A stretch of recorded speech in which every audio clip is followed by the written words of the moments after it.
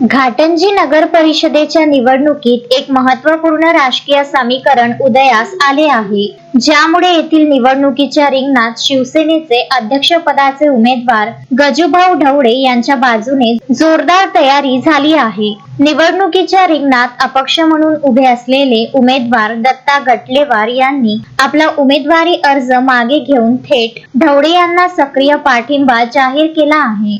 गटलेवार केवळ पाठिंबा देऊन थांबले नाहीत, तर त्यांनी ढवळे यांच्या प्रचारार्थ प्रवक्ता म्हणून काम करण्यास सुरुवात केली आहे। त्यांच्या या निर्णयामुळे शिवसेनेचे गजूभाऊ ढवळे यांचे पारडे जड झाले आहे। गटलेवार यांच्या स्पष्ट आणि परखड भूमिकेमुळे आणि शिवसेनेच्या ढवळे यांना जाहीर पाठिंब्यामुळे घाटंजीच्या गल्लीबोळात सध्या केवळ गजानन ढवळे यांच्या नावाची जोरदार चर्चा सुरू आहे। गटलेवार हे आता अध्यक्षपदासह सर्व नगरसेवक उमेदवारांना निवडून आणण्यासाठी अतोनात प्रयत्न करीत आहेत। त्यांच्या या सक्रिय भूमिकेमुळे शिवसेनेचे गजूभाऊ ढवळे हे निवडणुकीत प्रबळ दावेदार म्हणून समोर येत आहे।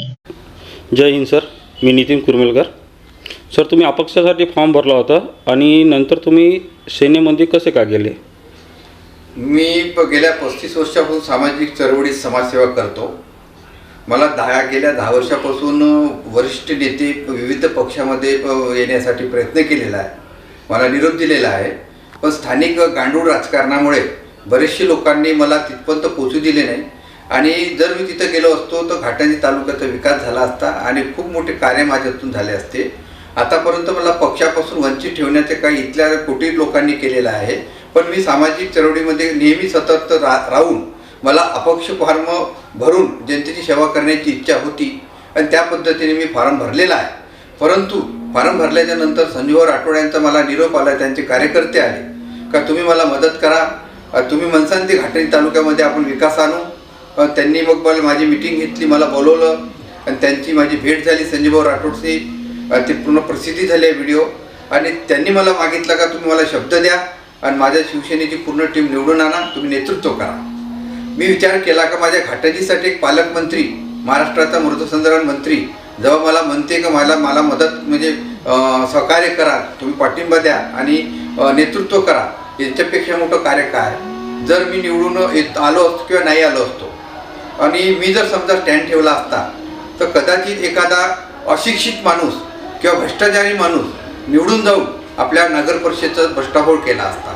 या सगळ्या गोष्टीचा मी विचार करून की आज उभे असलेले जे महेश पवार भाजपाचे, दुसरे जे काँग्रेसचे जे कार्य आहे आणि ते तिसरे जे आहे राष्ट्रवादीचे शैलेशभाऊ ठाकूर आणि जे गजाननराव ढवळे, असे 4 उमेदवार असताना मी विचार केला का 3 जे उमेदवार आहे हे सगळे व्यावसायिक आहे, सामाजिक समाजसेवा कमी आणि व्यावसायिकरण जास्त आहे आणि गजानन ढवळे हा मुळातच राजकारणी नाही आहे, तो किराणा दुकान व्यावसायिक आहे आणि समाजकार्य आहे। हा व्यक्ती जर आपण ह्या व्यक्तीला जर मदत केली तर घाटंजीसाठी चांगली एक दिशा होऊ शकते।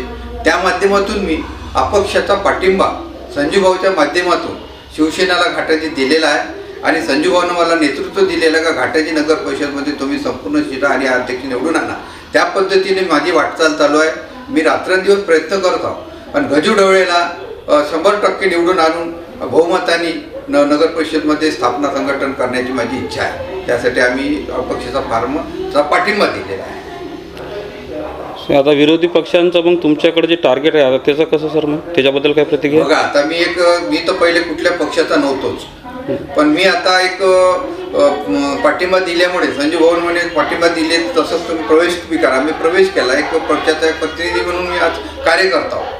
पण जे विरोधी पक्ष आहे, आता विरोधी पक्षाचं माझं रूपांतर होत आहे। समजा मी जर आता कुठल्या गोष्टी बोलू तर विरोधी पक्ष येते समोर, म्हणजे काँग्रेसचा झाला, BJPचा झाला, राष्ट्रपतीचा, ह्या बाबतीत जर बोलतो म्हटलं मी तर आमच्या गजानन ढवळे नगराध्यक्षाच्या तुलनेमध्ये मला तरी असं वाटते की 3 उमेदवार बिलकुल शून्य आहे। शून्य याच्यासाठी आहे का जो महेश पवार जो आहे इतके वर्ष तो BJPच्या विरुद्ध सामान्यच्या संघटनेच्या विरुद्धला घेऊन दारूबंदी विरुद्ध त्यांनी मोर्चा काढले आणि त्या मोर्चामध्ये असंख्य महिलांना शपथ घ्यावं लावलं का यानंतर कधीच भाजपाला मतदान करायचं नाही। एवढीच हे व्हिडिओ क्लिप आणखी आपल्या घाटंजी शहरामध्ये वाजत आहे, चालत आहे। अशी परिस्थिती असताना BJPने महेश पवारला सीट दिली।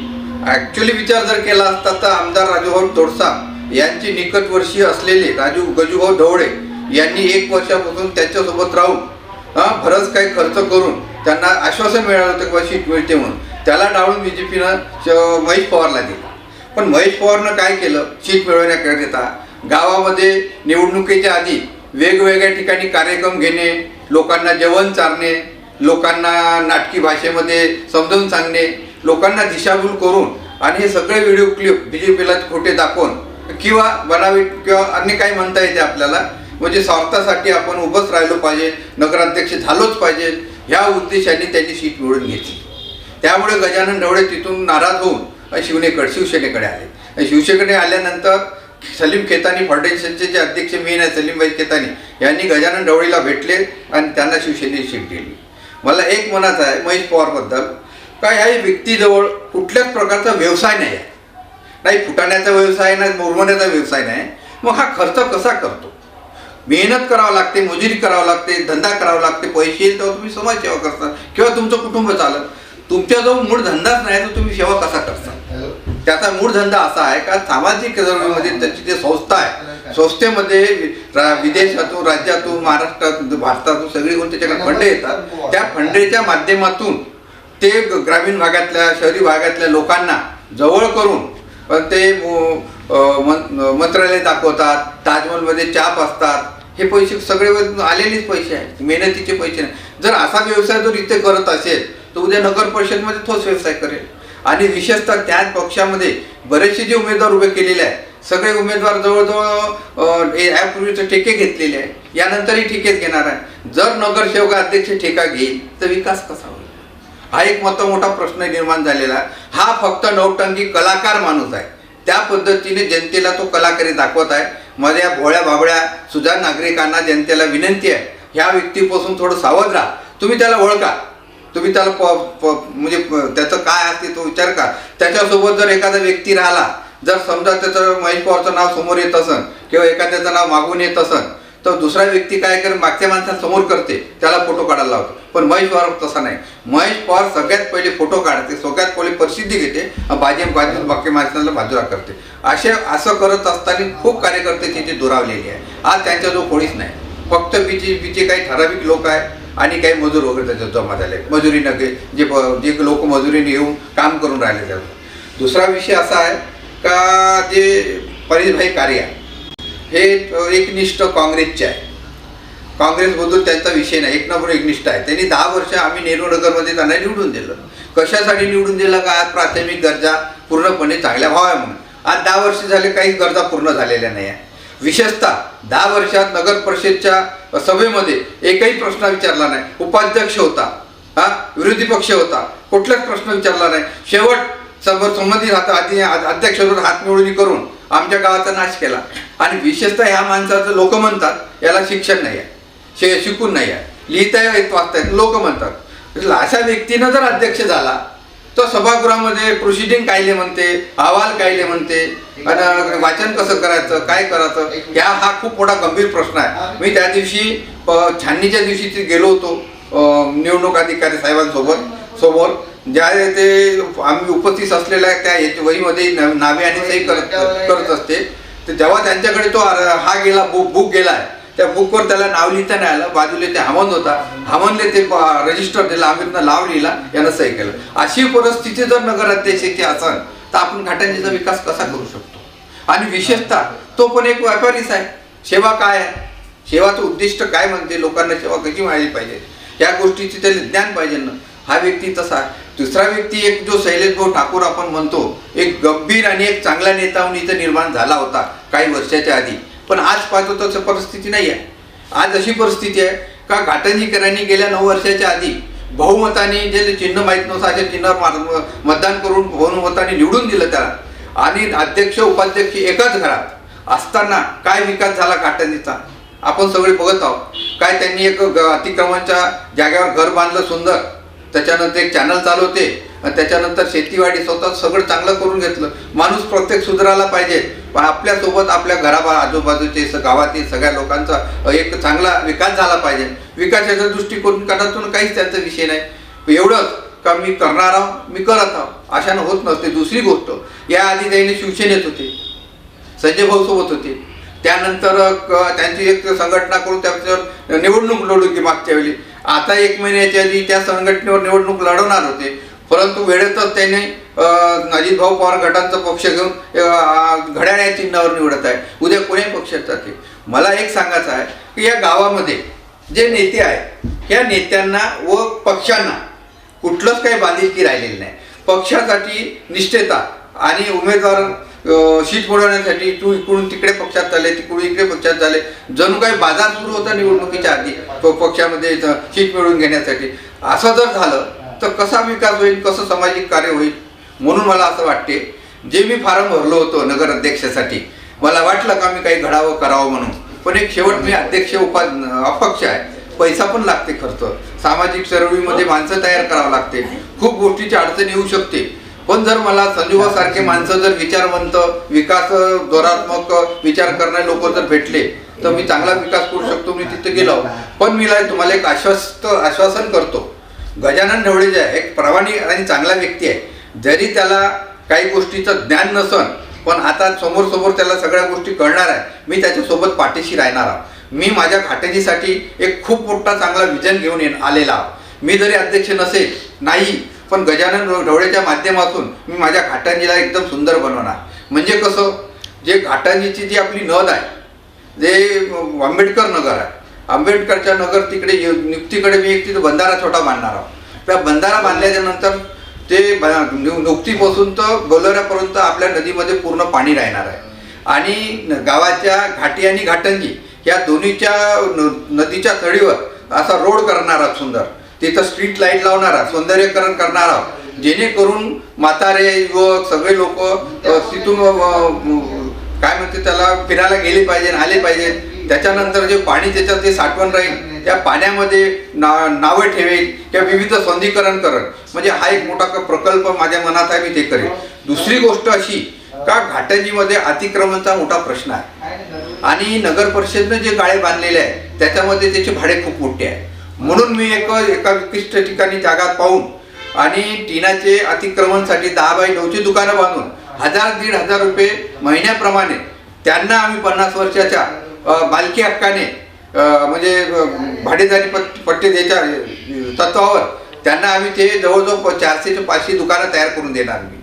आणि दुसरी गोष्ट, आपल्या घाटंजीमध्ये जे बरेचसे दानशूर लोकांनी शेत्या दिलेल्या आहे नगर परिषदला, नगर परिषद विकासासाठी.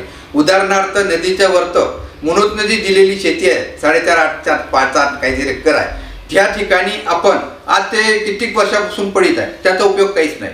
ज्या लोकांना भाजीपाल्यामध्ये कृषीमध्ये त्याच्यामध्ये इंटरेस्ट आहे, अशा लोकांना नगर परिषदेच्या माध्यमातून रोजगार देऊन तिथे संपूर्ण त्या शेतामध्ये भाजीपाल्याचं उत्पादन करणार.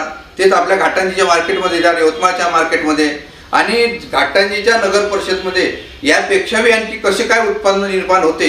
या उत्पन्नासाठी आपल्याला कर्मचारी लागते 400-500. हे 400-500 कर्मचारी लावून एक आपण रोजगार निर्माण करणार.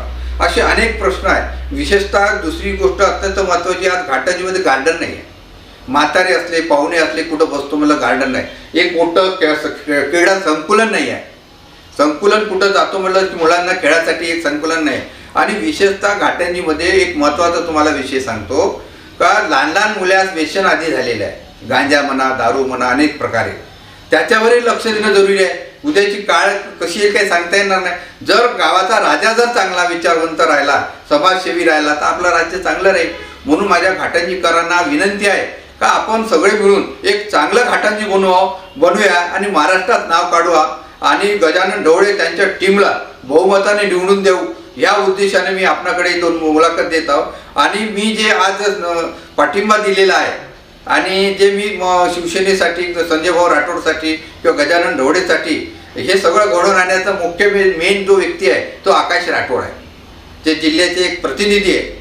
त्यांनी मला या संदर्भात चर्चा करून संजय भाऊची भेट घालून दिली. मी त्यांचा बी खूप मोठे आभार मानतो, कारण त्यांनी एक मला प्लॅटफॉर्म तयार करून दिला का जनतेचा विकास करण्याचा एक साधन तयार करून दिला काही शिवसेना का तुम्ही या माध्यमातून सेवा करा.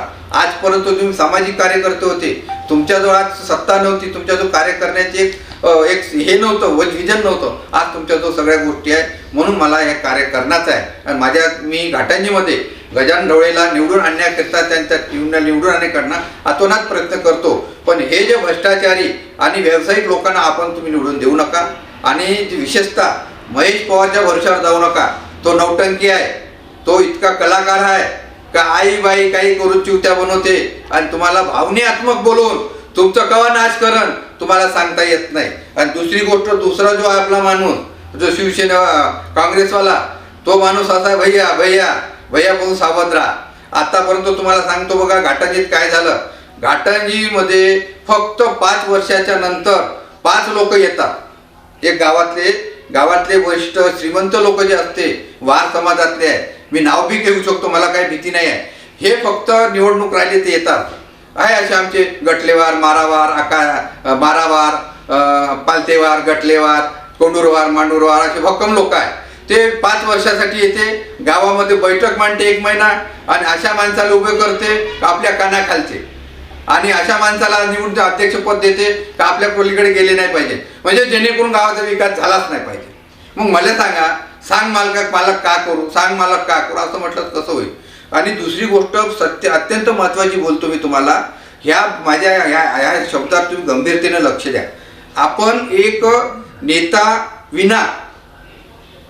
विना आपण एक काय म्हणते आई वडील जसं नसते नाही एखाद्याले तसं आपण झालेला होतो. आपल्याला आपल्या या तालुक्यामध्ये नेताच राहिला नाही. जो नेता म्हणते ना, जो राजा म्हणते ना, तो राजा नेता नाहीच आहे. कारण गेल्या काही वर्षाच्या आधी यावेळी असं युद्ध चालेल राजकारणी, अण्णासाहेब पारवेकर एकाकडे आणि सुरेश लोणकर एकाकडे. अशा युद्धामध्ये विकास कामे होय आणि संघटन होय आणि कार्य एक नंबर होय. पण आता जसं लोणकर साहेब गेले त्या दिवसापासून पूर्ण राजकारण ढासळून गेलं. आमचे जे मालक आहे, मी मूळचा पारव्याचा, मला 25 वर्ष झाली ते. आमचा जो मालक आहे, आमच्या गावात बी पारव्यामध्ये एक झाड लावलेलं नाही, वरीकरण झालेलं नाही, नाल्याची व्यवस्था नाही, काहीची व्यवस्था नाही.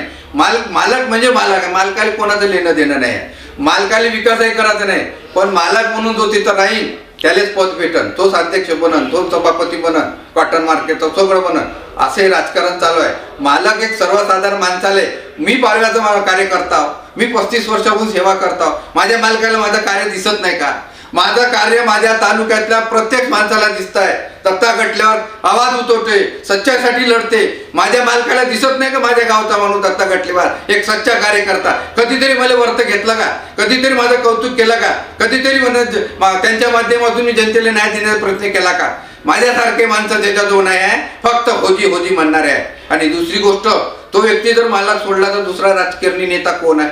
आज आपण घाटंजी नेत्या विना भिकारी असा विषय झालेला आहे. आपल्याला नेत्याची आवश्यकता आहे, कार्यकर्त्याची राजाची आवश्यकता आहे. आपल्याला प्रजाला चांगल्या सुखी करायचं आहे. म्हणून मी सांगतो, एक नेता पहिले चांगला घडवा आणि त्याच्यानंतर आपल्या तालुक्याचा घाटाचा विकास करा आणि संघटित व्हा आणि सगळे कुटुंब सुखी राहा, एवढंच बोलतो.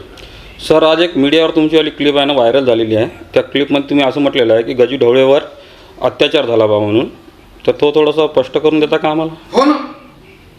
कसं मला सांगा, एक लोकप्रतिनिधी म्हटल्यात किती पॉवर असते हो? आमदार म्हणजे काही पॉवर नाही का? आमदार आले सीट का नगराध्यक्षीची आणू शकत नाही, आमदार नगराध्यक्षी सीट आणू शकत नाही, त्याच्यापेक्षा सुगंधी का राहू शकते? जो गजू ढवळे एकमेव राजू तोडसांचा माणूस म्हणून सगळं प्रचित आहे आणि तो शहर अध्यक्ष त्याला केला. काही त्यांच्या मिटिंगा झाल्या, कार्य झाले, कार्यक्रम झाले. मग एवढा सक्रिय नेता गजू ढवळे असताना महेश पवार हो बाहेरचा 2 दिवसात प्रवेश करते आणि त्याला सीट भेटते. लोकप्रतिनिधी काय करते इथं? म्हणजेच काय झालं, मालक म्हणून तर सीट भेटते, आमदार म्हणून तर भेटत नाही, असं होते का? अरे सच्चा कार्यकर्त्याला ना, गजानन जो ढवळे आहे एक सच्चा कार्यकर्ता बीजेपीचा होता. त्यानं समाजासाठी व बीजेपीसाठी कार्य केलं होतं आणि तोच निवडून येणार होता हे माहीत होतं इथच्या स्थानिक नेत्याले. आणि गजानन ढवळे गरीब माणूस, म्हणजे जो किराणा दुकानचा आत्या गरिबीतून संघर्ष करून मोठा व्यवसाय उभा करणारा गजानन ढवळे, उद्या जर पुन्हा मोठा झाला ते गरीब फाटक्या माणूस राज्य करते बा गटलेवार आणि ढवळे हे फाटक्या माणसाने याला मोठं करायचं नाही आहे. म्हणून 3 दिवसाच्या महेश पवारला प्रवेश करून त्याला सीट दिली आणि गजानन सारख्या एक व्यक्तिमत्व आणि निष्ठावान नेत्याला त्यांनी डावलून महेश पवारला सीट दिली. मला त्याचा विरोध आहे 100%. म्हणून गजानन जे निर्णय घेतलेला आहे ते चांगल्या प्रकारे निर्णय घेतलेला आहे. आज ते एक नंबर त्याचं काम चालू आहे घाटंजीमध्ये. मोठा चांगला विजन घेऊन आलेला. मी जरी अध्यक्ष नसेल नाही, पण गजानन ढवळेच्या माध्यमातून मी माझ्या घाटंजीला एकदम सुंदर बनवणार. म्हणजे कसं, जे घाटंजीची जी आपली नद आहे, जे आंबेडकर नगर आहे, आंबेडकरच्या नगर तिकडे नियुक्तीकडे मी एक तिथे बंधारा छोटा बांधणार आहोत. त्या बंधारा बांधल्याच्या नंतर ते नुकतीपासून तर बोलऱ्यापर्यंत आपल्या नदीमध्ये पूर्ण पाणी राहणार आहे. आणि गावाच्या घाटी आणि घाटंजी या दोन्हीच्या नदीच्या तळीवर असा रोड करणार आहोत सुंदर. तिथं स्ट्रीट लाईट लावणार आहोत, सौंदर्यीकरण करणार आहोत, जेणेकरून म्हातारे युवक सगळे लोक तिथून काय म्हणते त्याला फिरायला गेले पाहिजे, आले पाहिजे. त्याच्यानंतर जे पाणी त्याच्यात ते साठवण राहील, त्या पाण्यामध्ये नावे ठेवेल किंवा विविध सौंदर्यीकरण करेल. म्हणजे हा एक मोठा प्रकल्प माझ्या मनात आहे, मी ते करेल. दुसरी गोष्ट अशी का घाटंजीमध्ये अतिक्रमणचा मोठा प्रश्न आहे आणि नगर परिषदेने जे गाळे बांधलेले आहे त्याच्यामध्ये त्याचे भाडे खूप मोठे आहे. म्हणून मी एका विशिष्ट ठिकाणी जागा पाहून आणि टिनाचे अतिक्रमणसाठी 10 बाय 9ची दुकानं बांधून 1000-1500 रुपये महिन्याप्रमाणे त्यांना आम्ही 50 वर्षाच्या मालकी हक्काने म्हणजे भाडेदारी पट्टे द्यायच्या तत्वावर त्यांना आम्ही ते जवळजवळ 400 ते 500 दुकानं तयार करून देणार मी. आणि दुसरी गोष्ट, आपल्या घाटंजीमध्ये जे बरेचसे दानशूर लोकांनी शेत्या दिलेल्या आहे नगर परिषद विकासासाठी. उदाहरणार्थ नदीच्या वरत मुनोत नदी दिलेली शेती आहे, 4.5-8 5 काहीतरी एकर आहे.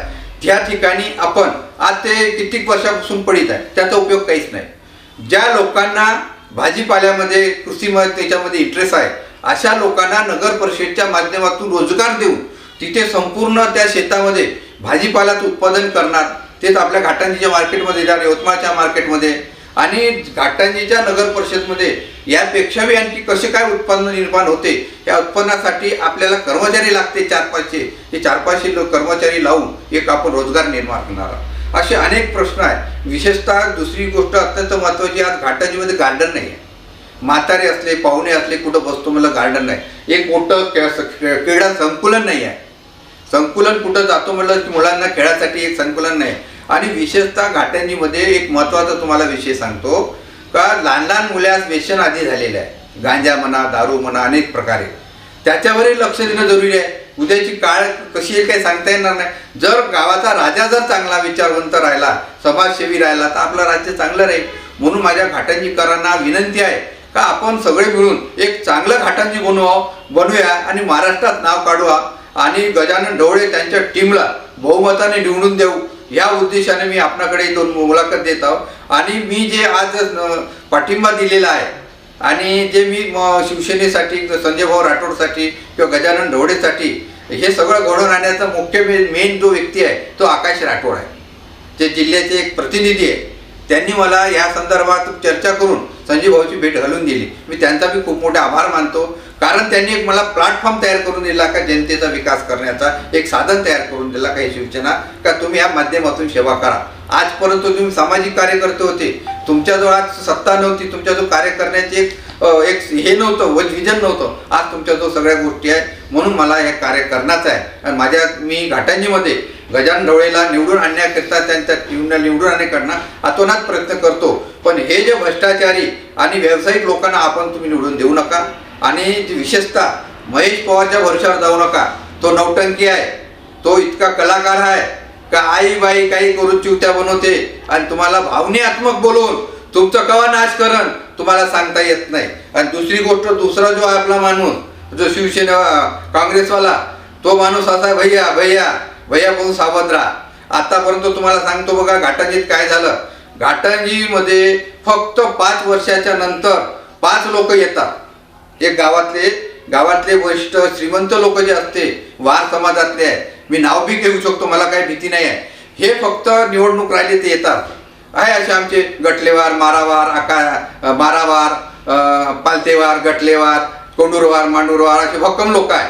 ते 5 वर्षासाठी येते, गावामध्ये बैठक मांडते 1 महिना आणि अशा माणसाला उभे करते आपल्या कानाखालचे आणि अशा माणसाला निवडून अध्यक्षपद देते का आपल्या पलीकडे गेले नाही पाहिजे, म्हणजे जेणेकरून गावाचा विकास झालाच नाही पाहिजे. मग मला सांगा, सांग मालक का करू, सांग मालक का करू असं म्हटलं कसं होईल. आणि दुसरी गोष्ट अत्यंत महत्त्वाची बोलतो मी तुम्हाला, ह्या माझ्या ह्या शब्दात तुम्ही गंभीरतेने लक्ष द्या. आपण एक नेता विना आपण एक काय म्हणते आई वडील जसं नसते ना एखाद्याले, तसं आपण झालेला होतो. आपल्याला आपल्या या तालुक्यामध्ये नेताच राहिला नाही. जो नेता म्हणते ना, जो राजा म्हणते ना, तो राजा नेता नाहीच आहे. कारण गेल्या काही वर्षाच्या आधी यावेळी असं युद्ध चालेल राजकारणी, अण्णासाहेब पारवेकर एकाकडे आणि सुरेश लोणकर एकाकडे. अशा युद्धामध्ये विकास कामे होय आणि संघटन होय आणि कार्य एक नंबर होय. पण आता जसं लोणकर साहेब गेले त्या दिवशीपासून पूर्ण राजकारण ढासळून गेलं. आमचे जे मालक आहे, मी मूळचा पारव्याचा, मला 25 वर्ष झाली ते. आमचा जो मालक आहे, आमच्या गावात बी पारव्यामध्ये एक झाड लावलेलं नाही, वरीकरण झालेलं नाही, नाल्याची व्यवस्था नाही, काहीची व्यवस्था नाही. मालक म्हणजे मालक आहे. मालकाला कोणाचं लेणं देणं नाही आहे. मालकाला विकासही करायचा नाही, पण मालक म्हणून जो तिथं राहील त्यालाच पद भेटन, तोच अध्यक्ष बनन, तोच सभापती बनन, कॉटन मार्केटचं सगळं बनन, असे राजकारण चालू आहे. मालक एक सर्वसाधारण माणसाले, मी पारव्याचा कार्यकर्ता, मी 35 वर्षापासून सेवा करतो. माझ्या मालकाला माझं कार्य दिसत नाही का? माझं कार्य माझ्या तालुक्यातल्या प्रत्येक माणसाला दिसत आहे. दत्ता गटल्यावर आवाज उठवते, सच्च्यासाठी लढते. माझ्या मालकाला दिसत नाही का माझ्या गावचा माणूस दत्ता गटल्यावर एक सच्चा कार्यकर्ता? कधीतरी मला वर्त घेतलं का? कधीतरी माझं कौतुक केलं का? कधीतरी त्यांच्या माध्यमातून मी जनतेला न्याय देण्याचा प्रयत्न केला का? माझ्यासारखे माणसं त्याच्याजवळ नाही आहे, फक्त होजी म्हणणारे आहे. आणि दुसरी गोष्ट, तो व्यक्ती जर मला सोडला तर दुसरा राजकारणी नेता कोण आहे? आज आपण घाटंजी नेत्या विना भिकारी असा विषय झालेला आहे. आपल्याला नेत्याची आवश्यकता आहे, कार्यकर्त्याची राजाची आवश्यकता आहे. आपल्याला प्रजाला चांगल्या सुखी करायचं आहे. म्हणून मी सांगतो, एक नेता पहिले चांगला घडवा आणि त्याच्यानंतर आपल्या तालुक्याचा घाटाचा विकास करा आणि संघटित व्हा आणि सगळे कुटुंब सुखी राहा. एवढंच बोलतो. नितीन कुरमेरकर, विदर्भ न्यूज, घाटंजी.